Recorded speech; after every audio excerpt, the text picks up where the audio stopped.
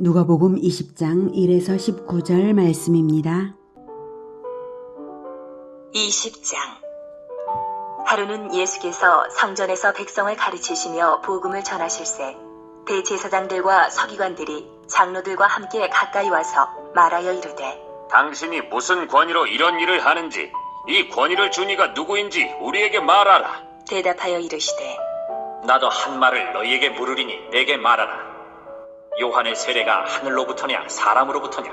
그들이 서로 의논하여 이르되, 만일 하늘로부터라 하면 어찌하여 그를 믿지 아니하였느냐 할 것이요, 만일 사람으로부터라 하면 백성이 요한을 선지자로 인정하니 그들이 다 우리를 돌로 칠 것이라 하고 대답하되, 어디로부터인지 알지 못하노라. 하니 예수께서 이르시되, 나도 무슨 권위로 이런 일을 하는지 너희에게 이르지 아니하리라 하시니라. 그가 또 이 비유로 백성에게 말씀하시기 시작하시니라. 한 사람이 포도원을 만들어 농부들에게 세로 주고 타국에 가서 오래 있다가 때가 이르매 포도원 소출 얼마를 바치게 하려고 한 종을 농부들에게 보내니 농부들이 종을 몹시 때리고 거저 보내었거늘 다시 다른 종을 보내니 그도 몹시 때리고 능욕하고 거저 보내었거늘 다시 세 번째 종을 보내니 이 종도 상하게 하고 내쫓은지라. 포도원 주인이 이르되, 어찌할까? 내 사랑하는 아들을 보내리니 그들이 혹 그는 존대하리라 하였더니 농부들이 그를 보고 서로 의논하여 이르되, 이는 상속자니 죽이고 그 유산을 우리의 것으로 만들자 하고 포도원 밖에 내쫓아 죽였느니라.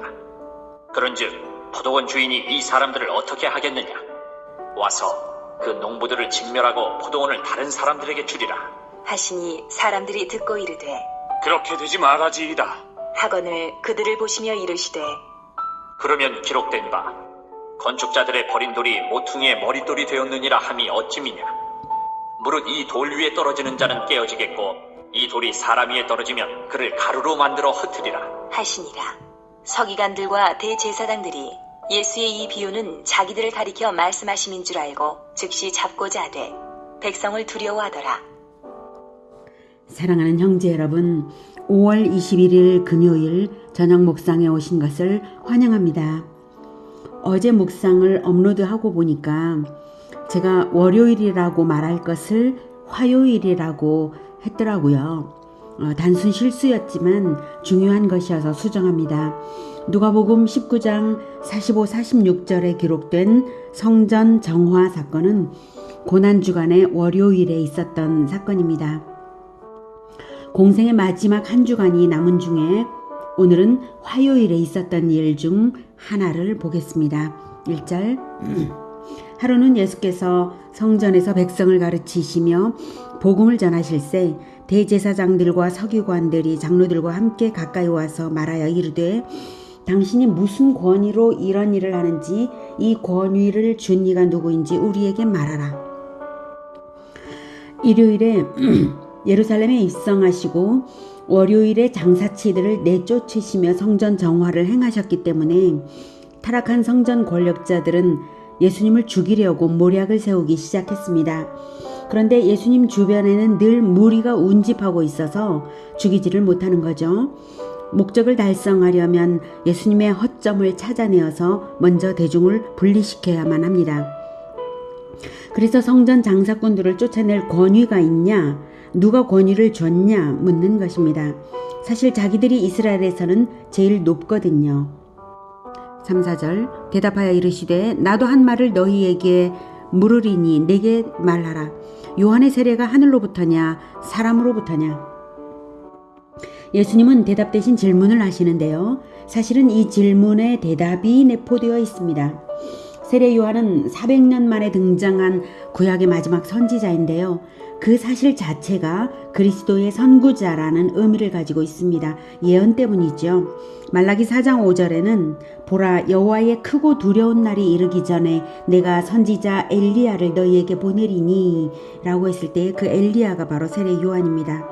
여호와의 크고 두려운 날은 그리스도가 오실 날을 말하는데요. 그 전에 엘리야를 보내겠다 하신 겁니다. 그리스도가 오실 날을 두려운 날이라고 말하는 이유는 구약에서는 그리스도의 초림과 재림을 뭉뚱그려서 하나로 예언하기 때문에 그렇습니다. 아무튼 그리스도가 오시면 악한 세력을 혼내고 영광의 나라를 시작하실 것인데 오실 날 이전에 먼저 선지자 엘리야를 보내시겠다는 하나님의 약속이에요. 바로 그 선지자 엘리야의 사역으로 등장한 자가 세례 요한입니다. 이것을 예수님도 말씀하셨죠. 마태복음 11장 13, 14절에 모든 선지자와 율법이 예언한 것은 요한까지니 만일 너희가 즐겨받을진대 오리라 한 엘리야가 곧 이 사람이니라. 이 사람 세례 요한이니라. 이렇게 예수님께서 말씀하신 거예요. 세례 요한이 등장해서 요단강에서 세례를 베풀기 시작하자 이스라엘 중 그리스도를 기다리고 있던 사람들은 그에게 가서 세례를 받았습니다. 그가 바로 오리라 한 엘리야라는 것을 알았기 때문에 세례받으러 온 것이고 그리스도를 기다리고 있기 때문에 400년 만에 등장한 선지자여서 다들 몰려온 것입니다. 그러니까 요한의 세례가 하늘로부터냐 사람으로부터냐 라는 질문은 요한의 세례를 인정한다면 내가 그리스도라는 것을 알아봐야 한다, 이런 뜻이죠. 그리고 말라기 3장 1절에는 요한이 주의 사자라는 사실과 함께 또 주께서 성전에 갑자기 나타나셔서 정화 작업을 하실 것도 이미 예언되어 있습니다. 말라기 3장 1, 2절 볼게요. 만군의 여호와가 이르노라. 보라, 내가 내 사자를 보내리니 그가 내 앞에서 길을 준비할 것이요. 네, 세례 요한을 말씀하시는 것이고요. 또 너희가 구하는 바 주가 갑자기 그의 성전에 임하시리니 곧 너희가 사모하는 바 언약의 사자가 임하실 것이라. 그가 임하시는 날을 누가 능히 당하며 그가 나타나는 때에 누가 능히 서리요. 그는 금을 연단하는 자의 불과 표백하는 자의 잿물과 같을 것이라. 네, 너희가 구하는 바 주, 너희가 사모하는 바 언약의 사자, 즉 그리스도가 갑자기 그의 성전에 임하실 것인데 금을 연단하는 자의 불처럼 불호령을 내려서 믿음의 연단을 주시고 표백하는 자의 잿물, 즉 옛날에 잿물로 표백하며 빨래를 했잖아요. 그처럼 정결하게 죄를 씻어내는 일을 하실 것이라고 하셨죠. 그러니 월요일에 성전 정화를 하실 것이 다 예언된 대로 행하신 일입니다. 아무튼 예수님은 자기가 그리스도라는 것을 질문으로써 나타내신 거예요. 요한의 세례가 하늘로부터냐 사람으로부터냐, 이 질문이 바로 내가 그리스도다 이 뜻입니다. 5절부터 그들이 서로 의논하여 이르되 만일 하늘로부터라 하면 어찌하여 그를 믿지 아니하였느냐 할 것이요 만일 사람으로부터라 하면 백성이 요한을 선지자로 인정하니 그들이 다 우리를 돌로 칠 것이라 하고 대답하되 어디로부터인지 알지 못하노라 하니. 네. 이 사람들은 진리에 따른 행동을 할 줄 모르고 정략적인 계산에만 능한 사람들입니다. 정치적 계략적 행동만 있는 사람들입니다. 이 정도의 생각을 할 능력이 있으면 자기들의 어둠을 알아차려야 하는데 그러지 못할 만큼 이미 죽어 있는 것이죠. 네. 백성들이 이미 요한을 선지자로 인정한다는 것에 대해서 깊이 생각을 왜 안 합니까? 백성들이 요한을 선지자로 인정하는 것이 예언 때문이라면 그 예언을 왜 생각을 안 할까요? 이들은 이미 죽어있기 때문에 성경에 근거해서 그 진리를, 하나님의 말씀을 받지 못하는 죽은 사람들입니다. 우리가 왜 거짓말을 하지? 우리가 진리를 떠났구나. 아차, 큰일 났다. 세례 요한을 신뢰하지 않은 것부터가 틀렸던 거야. 이러면서 회개해야 맞죠. 그런데 어디로부터인지 알지 못하노라 했어요. 그래서 예수님도 나도 무슨 권위로 이런 일을 하는지 너희에게 이르지 아니하리라 하십니다. 대답을 안 하니 나도 대답 안 한다 이러시는데 성경의 원리가 그렇습니다. 항상 사람이 어둠에 대답을 하면, 어둠으로 반응을 하면 하나님도 그대로 두십니다. 이렇게 해서 나도 너희에게 이르지 아니하리라 이러시면서 사실은 곧 이어 9절에 비유로 백성에게 말씀하시기 시작한 그 비유가 대답이었습니다. 한 사람이 포도원을 만들어 농부들에게 새로 주고 타국에 가서 오래 있다가 때가 이름에 포도원 소출 얼마를 바치게 하려고 한 종을 농부들에게 보내니 농부들이 종을 몹시 때리고 거저 보내었거늘 다시 다른 종을 보내니 그도 몹시 때리고 능욕하고 거저 보내었거늘 다시 세 번째 종을 보내니 이 종도 상하게 하고 내쫓은지라.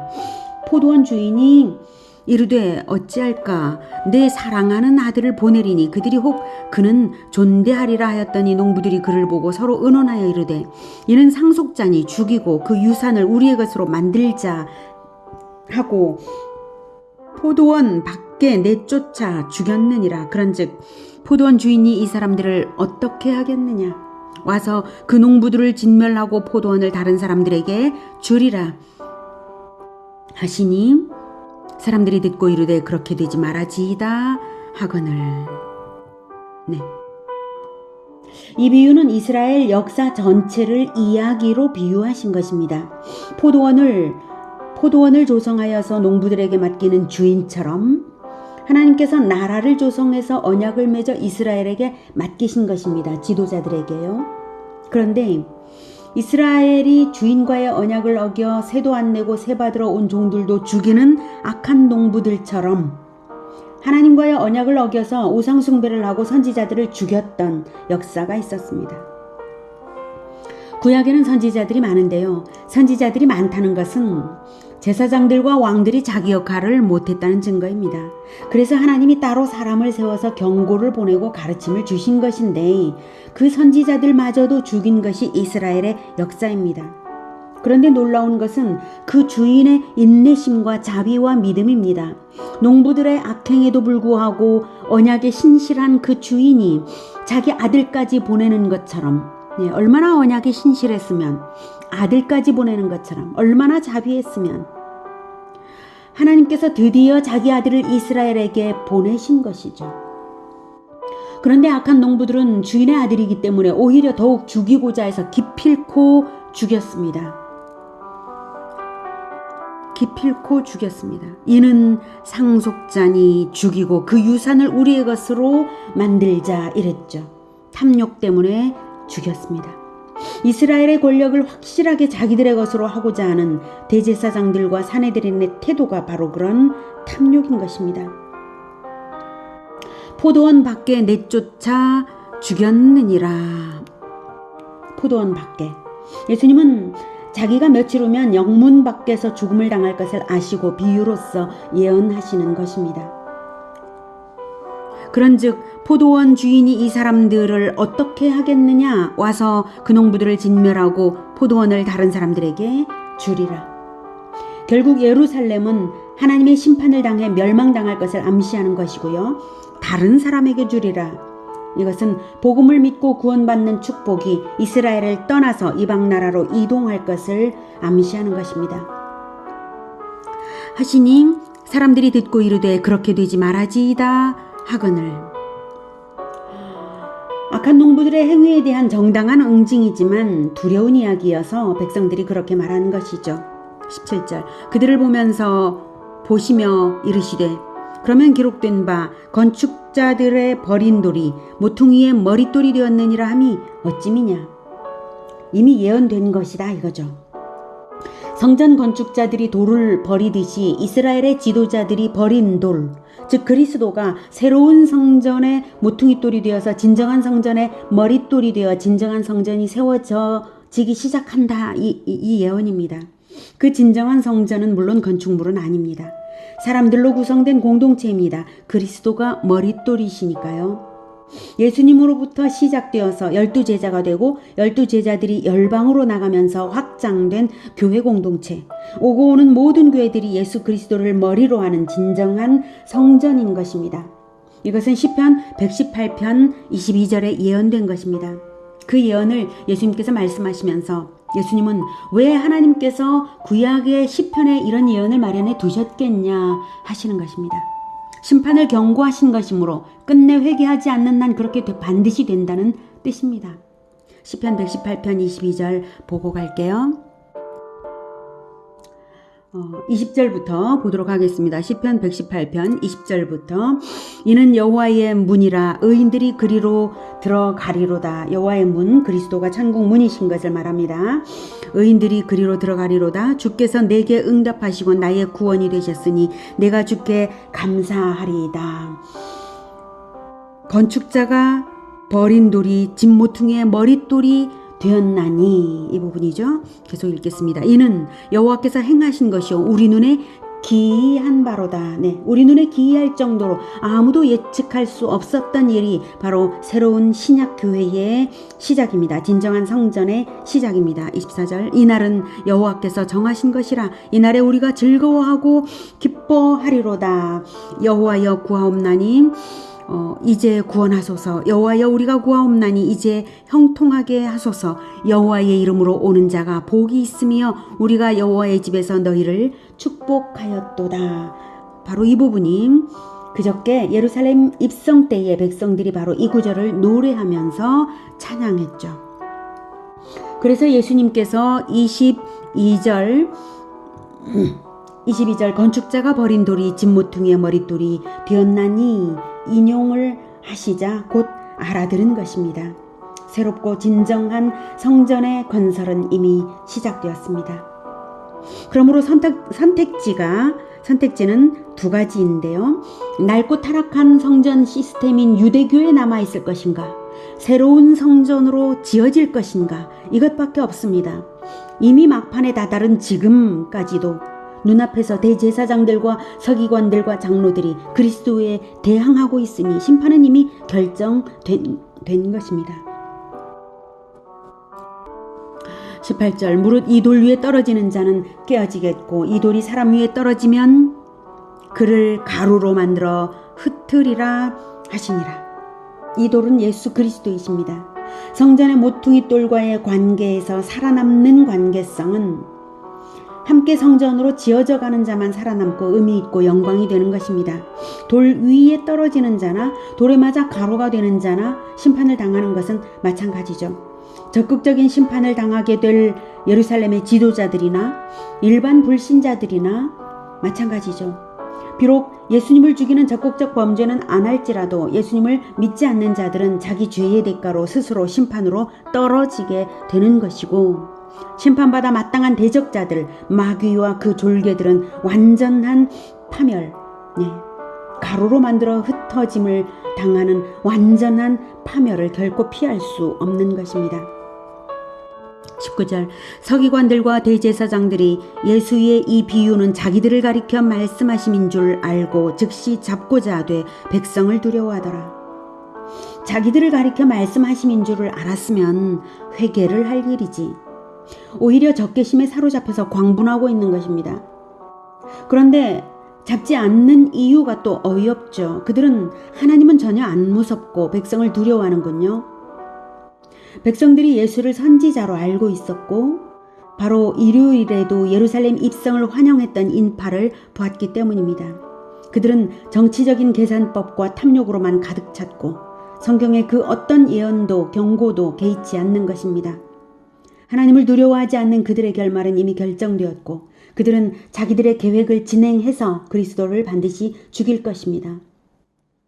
그러나 그리스도의 죽음은 에덴에서 하나님이 선언하신 대로 옛뱀 마귀의 머리를 밟는 승리가 될 것입니다. 그로써 그리스도와 마귀의 싸움은 부활로서 결판이 날 것입니다.